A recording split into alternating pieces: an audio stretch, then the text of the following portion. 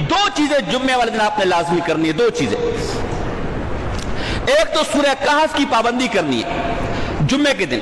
یہ سورہ کہف کتنی فضیلت ہے، فرمایا جو جمعے کے دن سورہ کہف پڑھتا ہے ایک جمعے سے لے کر دوسرے جمعے تک اس کے نور ہی نور ہوتا ہے،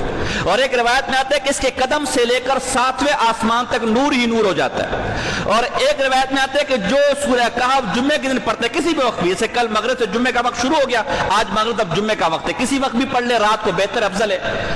اور جو ایک دفعہ ایک جمعے کو سورہ کہف پڑھتا ہے اگلے جمعے تک جتنے فتنے مسائل پریشانیاں آنے والی ہوتی ہیں اللہ اسے اس سورہ کہف کی برکت سے اس پریشانیوں سے اس کو نجات دے دیتا ہے، اس پریشانیوں سے فتنے سے اس کو بچا لیتا ہے، حتیٰ کہ اگر دجال آ گیا تو اللہ اسے دجال کے فتنے سے بھی بچا لے گا۔ تو ایک تو سورہ کہف کی پابندی کرنی ہے انشاءاللہ، ایسے ہی ہوگا نا انشاءاللہ۔ نمبر 2 ایک درود ہے، یہ درود آپ نے پڑھنا ہے۔ اس درود کی فضیلت علامہ سخاوی رحمہ اللہ جن کی کتاب القول البدی فی فضل الصلاۃ علی حبیب الشفیع،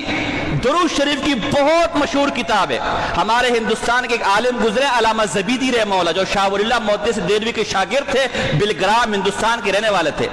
انہوں نے امام غزالی کی احیاء علوم الدین کتاب ہے، اس کی شرح لکھی ہے اتحاف سعادات المتقین، اس کے اندر لکھے کہ درود شریف پر سب سے زبردست جو کتاب ہے وہ یہ علامہ سخاوی کی القول البدی ہے،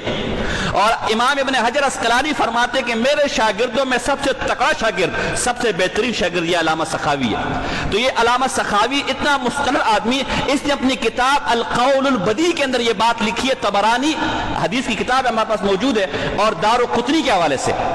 وہ کیا ہے؟ ایک درود ہے، وہ درود کیا ہے؟ اللہم صلی علی محمد النبی الامی